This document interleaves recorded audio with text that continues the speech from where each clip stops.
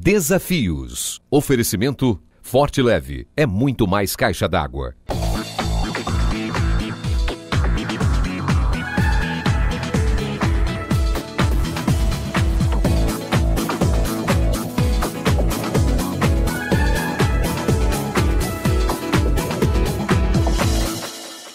Não adianta estar no mesmo ambiente, mas não estar olhando nos olhos. Não adianta jantar na mesma mesa em horários diferentes.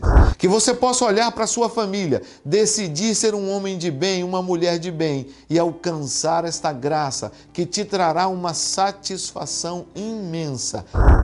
Eu não dou dízimo porque está no Velho Testamento. Mas quando o Velho Testamento diz, o Senhor é meu pastor, nada me faltará, para você é Bíblia. 1000 cairão ao meu lado, 10.000 à minha direita, eu não serei atingido, é Bíblia.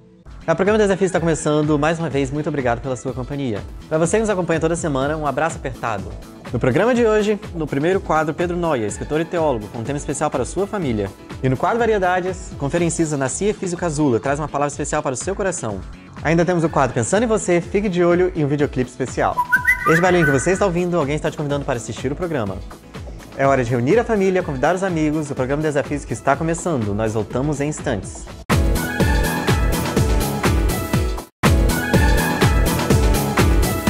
Olá, meu amado. Eu gostaria de ministrar uma palavra sobre o seu coração. Eu queria ter um pequeno trecho da parábola do filho pródigo, que está em Lucas capítulo 15, verso 26. E chamando um dos criados, perguntou o que era aquilo. Essa é a fala do filho mais velho. Quando nós olhamos para a parábola do filho pródigo, nós sempre colocamos a nossa atenção no protagonista, o filho pródigo. Aquele rapaz que pede ao seu pai a parte da herança que lhe cabia, pega toda aquela dinheirada e vai para uma terra distante viver dissolutamente. Lá ele torra o dinheiro dos seus pais e termina a sua história num chiqueiro, arrependido, voltando para casa. Mas eu queria, nesse momento, olhar para esse rapaz que ficou em casa, para esse filho mais velho. Esse rapaz trabalhador que nunca deixou o seu pai.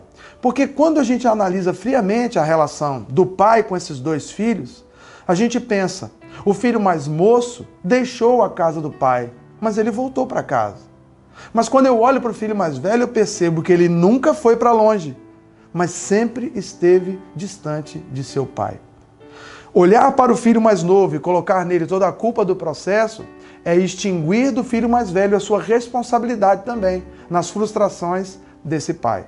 Então, muito mais do que olhar para si mesmo como filho pródigo, nós precisamos olhar para nós também como aquele filho que está em casa, como aquele filho que faz tudo, entre aspas, certinho, como aquele crente que está sempre na igreja, como aquele pai que anda nos trilhos, como aquele profissional que parece fazer tudo certinho, mas nem sempre fazer o certo traz benefícios. Às vezes, o certo que nós pensamos estar fazendo pode ser algo ruim para alguém.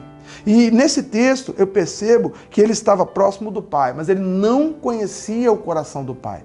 Por que, pastor, o senhor está falando isso? Porque quando há festa na casa do pai, se ele conhecesse o coração de seu pai, ele saberia que seu pai estava sofrendo há muito tempo pela falta de seu irmão mais novo. E se nesse momento o pai estava fazendo uma grande festa, é porque, no mínimo, esse filho mais novo tinha sido encontrado.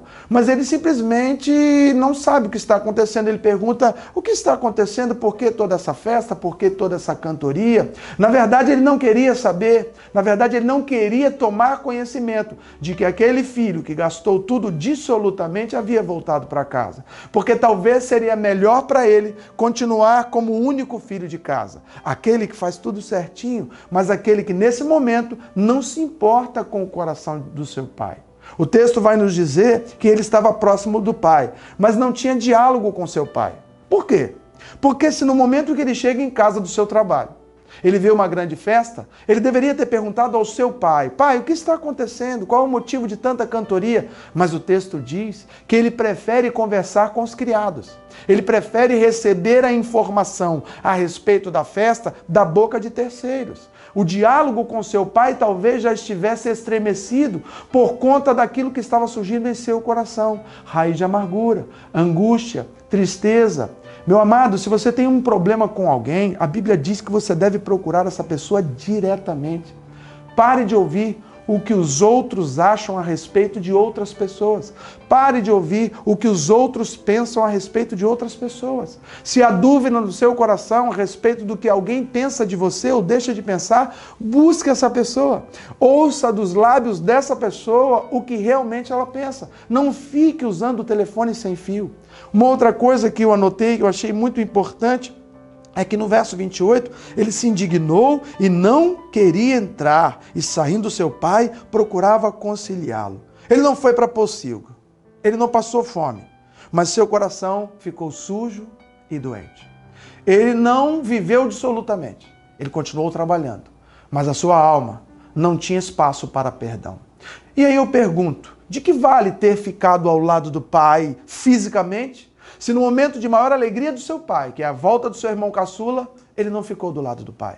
Ele não comemorou com o pai. Ele não quis saber dos motivos que levavam aquele pai que chorou durante tanto tempo estar sorrindo agora. Ele só pensou nele mesmo. Ele só pensou na angústia que aquele irmão poderia ter causado a ele e a sua família. Mas naquele momento era momento de festejar. Não era momento de religiosidade. Não era momento de colocar mais fardo. Não era momento de cobrar que o seu pai punisse o seu irmão. Era momento de festa. Porque a Bíblia diz que aquele que era dado como morto agora está vivo. Não é momento de trazer agora as leis, de trazer os fardos das questões culturais da família para saber o que deve ser feito e o que não deve ser feito. O irmão voltou, vamos comemorar. Irmão, talvez você tenha vivido momentos assim, em que você, ao invés de se alegrar com os que se alegram, você se entristeceu, você julgou, você acusou. Meu amado, vamos chorar com os que choram, mas vamos aprender também a nos alegrar com os que se alegram. Aprenda a festejar quando aquele que estava desviado voltar.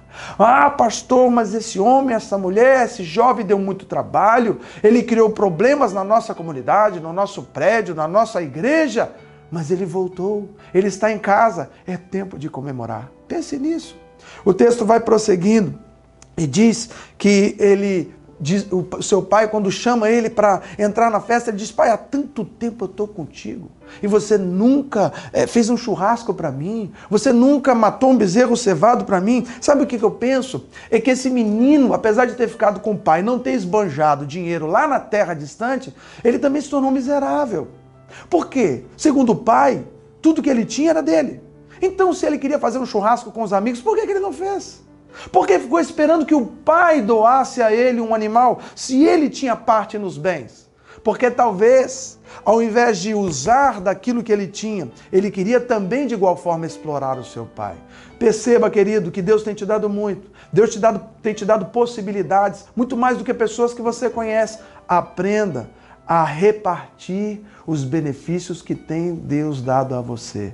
Não fique usura, não fique miserável, seja uma pessoa doadora. Deus ama quem dá com alegria, quem é liberal, quem é generoso, não só financeiramente, mas generoso com um amigo, generoso em cuidar dos filhos de alguém, generoso em levar alguém para a escola, generoso em fazer um favor. Por que não abrir um ambiente onde as pessoas são agradáveis? Pense nisso.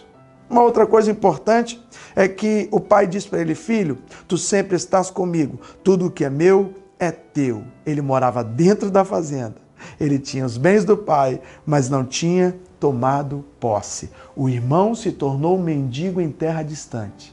Ele era um mendigo dentro da própria casa. Ele era uma pessoa carente de afeto, carente de amigos, carente de usufruir dos bens que tinha, mas ele tinha tudo. Ele não usufruía porque não queria. Então julgar o irmão que foi embora, julgar o irmão que teve a coragem de tomar uma atitude, ainda que precipitada, mas uma atitude, ao invés daquele que ficou em casa reclamando de tudo e murmurando e dizer: eu sou certo porque não saí daqui, e ele está errado porque gastou dinheiro. Nesse momento vejo que o filho mais velho também estava distante da casa do pai. Nesse momento eu vejo que o filho mais velho também trouxe tristeza ao coração do seu pai. E a minha pergunta é: será que você não está se parecendo mais com o filho mais velho do que com o filho mais novo? Pense nisso, meu amado. Pense nas suas ações diante de Deus. Não adianta estar por perto e não estar junto. Não adianta estar no mesmo ambiente, mas não estar olhando nos olhos. Não adianta jantar na mesma mesa em horários diferentes. Precisamos aprender a viver em comunhão com as pessoas que nós amamos. Pense nisso. Traga essa informação para o seio da sua família. Que o Senhor te abençoe e te faça uma pessoa presente, não só de corpo, mas também como de alma e de espírito. Que o Senhor te abençoe em nome de Jesus.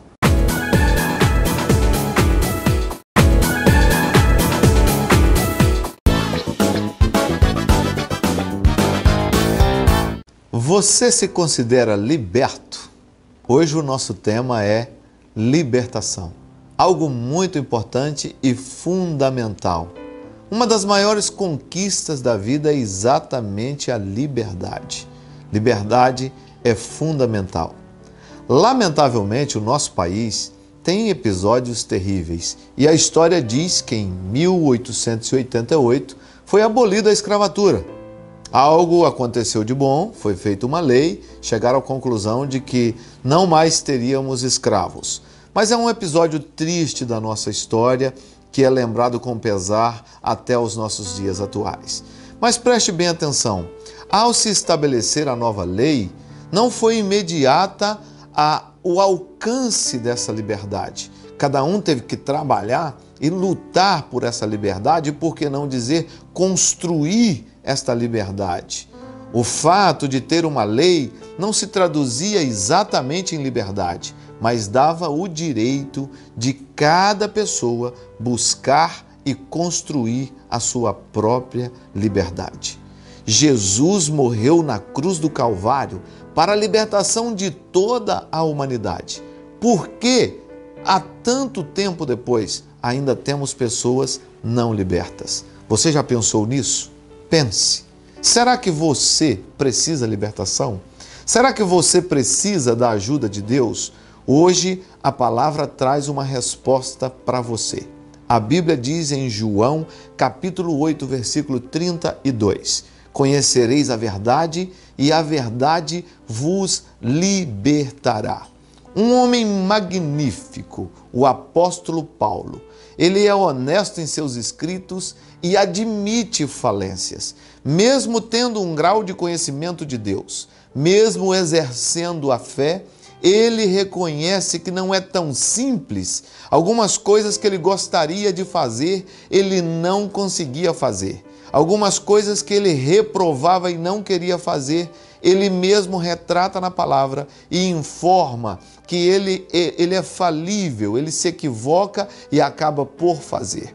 Eu vou ler para você Romanos capítulo 7, o versículo 19 e 20, que diz assim: Pois não faço o bem que quero, mas o mal que não quero, este pratico. Ora, se eu faço o que não quero, já não o faço eu, mas o pecado que habita em mim.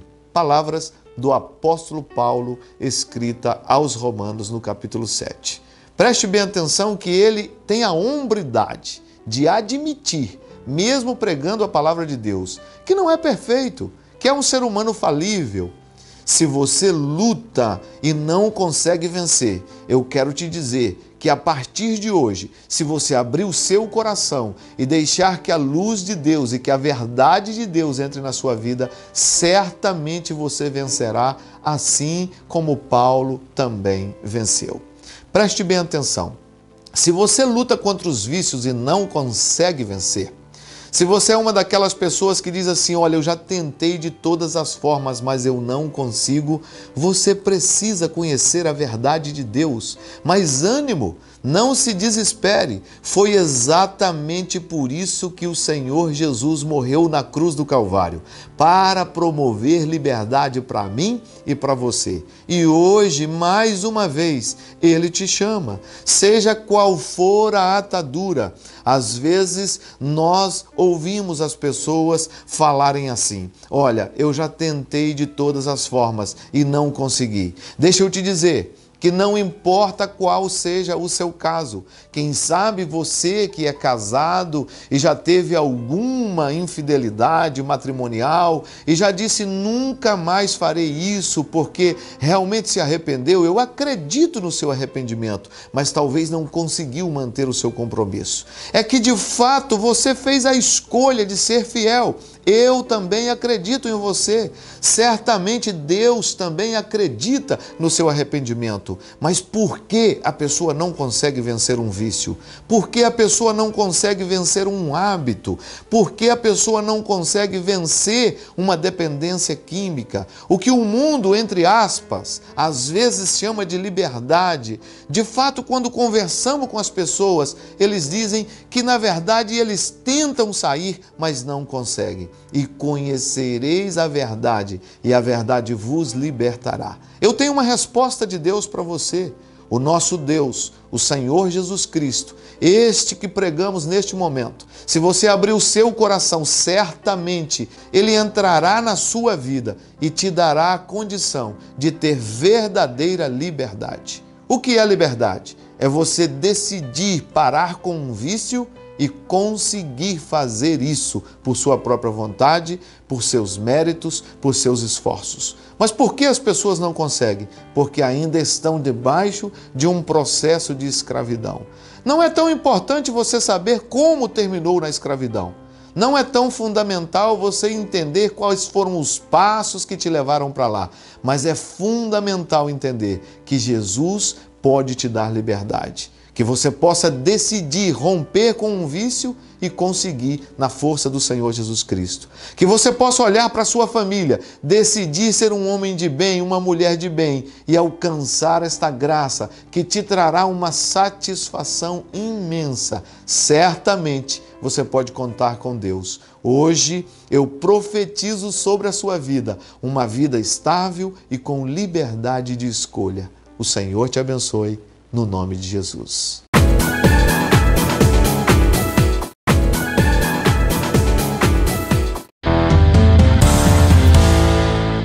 Nós vamos trazer ao altar nossos dízimos, nossas ofertas. Você que é dizimista, traga seu dízimo.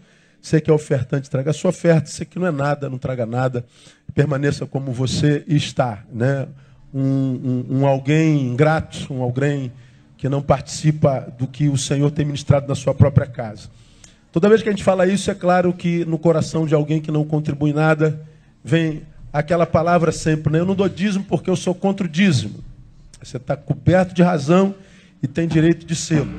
Errado é você ser contra o dízimo e participar do que ele promove na igreja. Você está sentado num banco que foi comprado com dízimo doado pelos seus irmãos. Deveria estar em pé. Não, você não deveria estar em pé porque esse tabernáculo foi pago com o dízimo dos teus irmãos. Você devia estar do lado de fora do tabernáculo. Não, você não deveria estar do lado de fora porque esse terreno foi comprado com o dízimo do seu irmão. Você deveria estar do lado de fora da igreja. Você não deveria ouvir essa palavra pela internet porque a internet é pago com o dízimo do seu irmão. Você não deveria participar de nada. Se você é contra, não deveria usufruir dos frutos dele. Você é desonesto. Você é mau caráter. Você não é honesto. Diz que é, mas não é. Porque se você tivesse caráter, você não dizimaria, mas não desfrutaria de nada. Ah, eu não dou dízimo porque está no Velho Testamento. Mas quando o Velho Testamento diz, o Senhor é meu pastor, nada me faltará, para você é Bíblia. 1000 cairão ao meu lado, 10.000 à minha direita, eu não serei atingido, é Bíblia. Deus é meu refúgio, fortaleza, socorro bem presente, é Bíblia. Só não é Bíblia, trazei. Você é desonesto. Ah, eu não dou dízimo porque o pastor é ladrão. Bom, se eu sou ladrão porque roubo o dízimo, a Bíblia diz que você é ladrão porque não dá. Somos colegas. Então, não há razão para não dar.